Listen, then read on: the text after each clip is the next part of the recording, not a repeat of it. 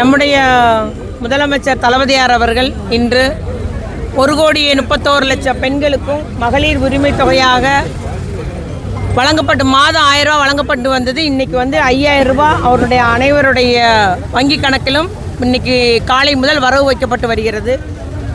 இந்த மகளிர் உரிமை தொகை என்பது நம்முடைய திராவிட முன்னேற்ற கழக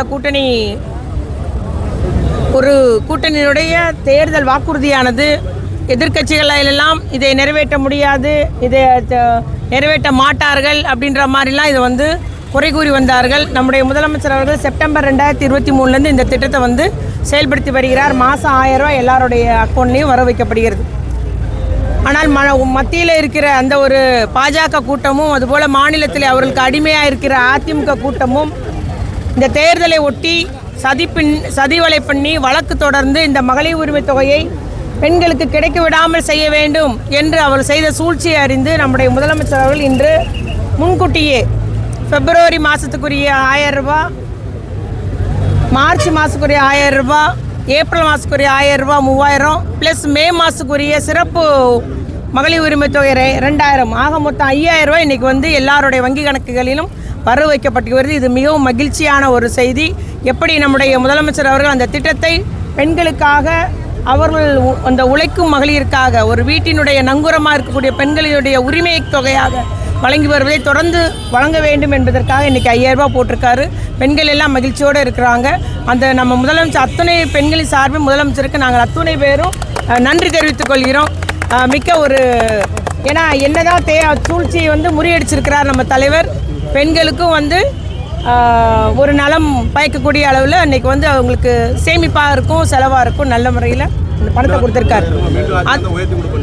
அதே போல் மீண்டும் நிச்சயமாக திராவிட மாடல் 2.0 ஆட்சி தான் அமைய போகிறது. மீண்டும் எங்களுடைய முதலமைச்சர் தளபதியார் தான் மீண்டும் முதலமைச்சராக போகிறார்.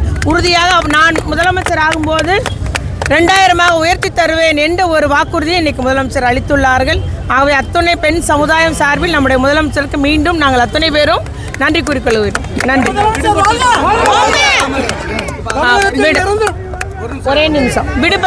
விடுபட்ட மகளிருக்கு உங்களுக்கு ஆண்டுக்கு 3 லட்சம் அந்த வருமானத்துக்கு கீழே உள்ள அத்துணை பேருக்கும் இந்த தொகை வழங்கப்பட்டு வருது. அதில் விடுபட்டிருக்கு. இப்போ கூட ஒரு பெண்ணு சொன்னாங்க எனக்கு வரலாமான்னாங்க.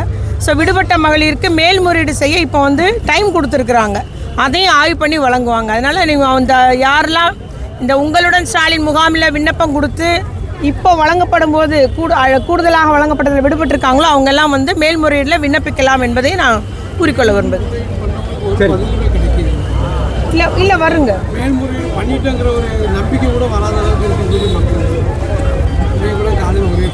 என்னது அதில் பதில் வரலன்னா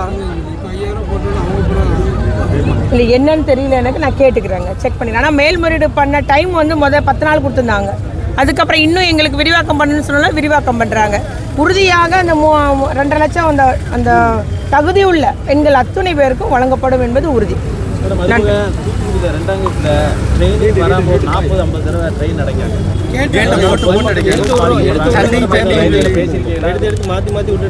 மக்கள் ரொம்ப அந்த ரொம்ப ட்ரெயின் கிராஸ் ஆகலை, ஆனால் கேட் அடைச்சிருக்கு. காசாம நடுவில் கேட்டு அடக்கி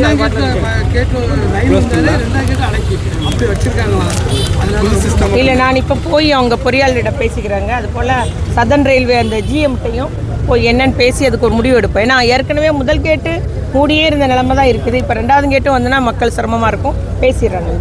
ஸ்டார் பள்ளி பக்கத்துலேயும் அந்த தாண்டி தான் போய்கிட்டு இருக்காங்க. இன்னமும் போய்கிட்டு இருக்காங்க. அந்த ட்ரெயின் அடிச்சுட்டு வருகிறதுனாலே அதை தாண்டி தான் இன்னும் போகக்கூடிய ஒரு சூழ்நிலை ஏற்பட்டு நிச்சயமாக அதில் ஒரு நடை மேம்பாலம் வேணுங்க. மேலே நடை மேம்பாலம் வேணும். அதுபோல் 4வது கேட்டில் ஒரு மேம்பாலம் வேணும் நமக்கு.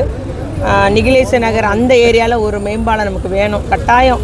இது அவசர தேவை என்பதை நாங்கள் கனிமொழிக்காக தேர்தல் அறிக்கை குழுவில் கூட நான் அதை தான் எழுதி கொடுத்துருக்கோம்.